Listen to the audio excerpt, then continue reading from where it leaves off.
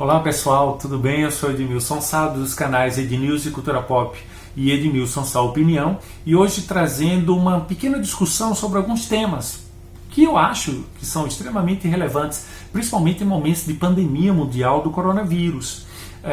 Primeiro, queria tratar da questão midiática, né?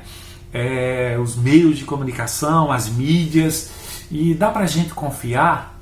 Olha, eu quero citar aqui para vocês, e vou deixar aqui em cima no vídeo, um pequeno trecho do discurso do Assis Chateaubriand quando da inauguração da primeira TV brasileira, há 70 anos, a TV Tupi, em 1950. Veja o que ele dizia no discurso de inauguração da TV Tupi. Atentai bem e vereis como é mais fácil do que se pensa alcançar uma televisão. Abre aspas. Um sinal da mais subversiva máquina de influir na opinião pública. É um barato esse discurso, porque a TV brasileira já nasce de maneira subversiva, está nas palavras do Assis Chateaubriand, não é? E, detalhe, de influir na opinião pública. Então, é ingenuidade a gente acreditar que 100% das informações de um meio de comunicação midiático, principalmente nos dias atuais, é isento de interesse, certo? Então é ingenuidade. Eu procuro assistir vários veículos de comunicação, mas com respeito ao coronavírus eu tento buscar talvez o mais importante centro de informação sobre a pandemia, a OMS. Tem até um aplicativozinho que você consegue receber notificações diárias sobre o que está acontecendo no mundo, não só no Brasil. E por que eu estou falando sobre isso? Porque essa semana eu assisti um videozinho em que a CNN, que acabou de estrear no Brasil, discutia num de seus programas com um especialista, e ele falava que dificilmente a pandemia aqui no Brasil vai se alastrar como aconteceu na Europa ou nos Estados Unidos, em função da questão climática. Ou seja, trazendo informações que destoam daquelas que são passadas aqui. Então a gente tem vários veículos de comunicação e cada um deles tem os seus interesses. E quem está refém disso? Nós somos reféns disso.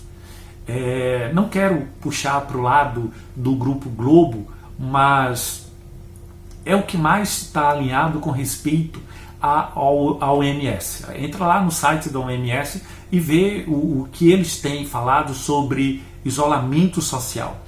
Não tem como a gente achatar a curva de crescimento saindo de casa. Infelizmente, não tem como fazer isso nos dias atuais. Então, a única maneira de fazer isso é evitar aglomerações e o contato social. E isso a gente consegue com isolamento social. É um problema porque isso traz uma outra série de problemas, principalmente com as camadas mais pobres, que precisam trabalhar, que precisam sair de casa, e muitos já não conseguiam trazer nem alimento para casa por causa do desemprego. Imagina agora com a questão do isolamento social. Então são algumas questões aí que a gente precisa discutir, que a gente precisa ter uma certa sensibilidade. É muito mais fácil para mim, enquanto funcionário público, e cômodo, ficar em casa e dizer, não, o isolamento é perfeito. Mas quem precisa trabalhar? Quem precisa sair de casa? E talvez o mais importante com respeito a isso, há meses sabíamos que o coronavírus chegaria aqui. Há mais de um mês, pelo menos, já se sabia até do pico dela. Mas o que foi feito para se prevenir? Houve um trabalho de prevenção para ajudar, principalmente as camadas mais pobres? A gente está vendo aí, para ver se dia 30, nesta segunda-feira, é aprovado pelo Senado aquela ajuda que o governo propôs, certo? Quando eu falo governo, Câmara de Deputados, Senado, entre outros, certo? E a presidência também. Vamos ver no que isso vai dar. Mas é uma parcela da população que só consegue arrumar o que comer se sai de casa. E a gente precisa ter uma certa sensibilidade com respeito a essas populações, essa boa parte, esses milhões de brasileiros que precisam sair de casa. Então é muito complicado. E aí você pergunta, mas você, Edmilson, está de que lado? Eu apoio o que a Organização Mundial de Saúde tem falado. Mas, ao mesmo tempo, a gente precisa saber que o governo deveria já ter tomado algumas atitudes importantes. E a gente viu o que aconteceu com a Itália, o que está acontecendo agora, quase 1000 mortos todos os dias com a Espanha e os Estados Unidos, que já é o país com o maior número de pessoas com coronavírus. E dados indicam que lá pode ter até pelo menos 200 mil mortes. Então é uma pena que muitos governantes, em vez de tomar a dianteira no combate ao coronavírus, desdenharam do coronavírus. E por que eu tenho falado sobre isso? Por que eu quero tratar disso agora nesse momento? Porque esta semana tivemos um discurso da presidência da República e, abre aspas, veja o que ele falou. Ouvi ontem um relato das palavras do presidente Trump dos Estados Unidos. Está numa linha semelhante à minha e, pelo que tudo indica, ele vai abrir, a partir de hoje, reabrir, os postos de trabalho. Veja, o presidente do Brasil falando que o Trump está numa linha semelhante à dele.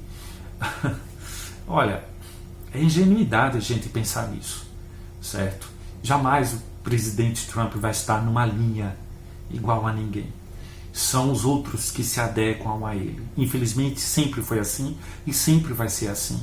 Ele jamais vai estar numa linha de igual com outro, qualquer que seja governante, o presidente ou rei de qualquer país que seja. Quanto mais o Brasil, não desmerecendo o nosso país que eu tanto amo e tanto defendo também. E por que eu estou falando isso? Porque no outro dia, veja o depoimento do discurso do presidente Trump. Veja aí, abre aspas.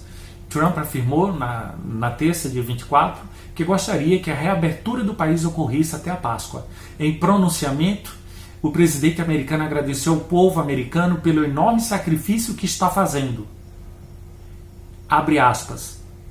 Eu quero encorajar todo mundo a continuar seguindo nossas orientações de distanciamento social. O que é distanciamento social? Isolamento social. Escolas fechadas, postos de trabalho fechados, comércio, só o necessário é aberto. Essa é hoje a característica do Trump. E aí a gente vê 3 Trumps. Não é? O primeiro Trump é aquele Trump que negou tudo. Não é? E disse que o coronavírus era uma invenção dos seus opositores, até porque nos Estados Unidos esse ano é um ano de eleição para presidente. Chegou até a acusar os seus opositores do Partido Democrata, porque ele é republicano, ele é conservador. Segundo Trump, é o Trump que encontrou um culpado. Ele primeiro nega, depois encontra uma culpa e começou a chamar o vírus do coronavírus de vírus chinês. A culpa é da China, e aí o mundo inteiro também vai nesse barco.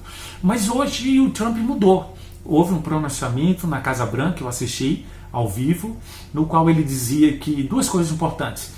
Seus pesquisadores desenvolveram um teste rápido, que dura pelo menos 5 minutos só, para identificar o coronavírus, e um tratamento que está ainda em teste com a cloridina e o azitromicina juntos com um grupo de pacientes. Então é teste ainda e eles ainda vão ver o quanto que isso vai dar certo.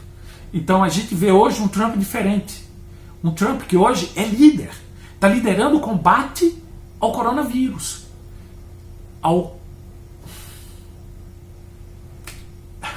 na contramão disso, nós temos uma presidência da República que, primeiro, negou, desdenhou, segundo, desdenhou, terceiro, desdenhou. Nós não temos uma presidência da República que está liderando o combate ao coronavírus. Nós temos até o Ministério da Saúde que abriu os olhos e que está indo, até na contramão de muitas coisas da presidência da República. Então, cuidem-se e busquem informações em todos os lugares e boas informações, mas cuidem-se.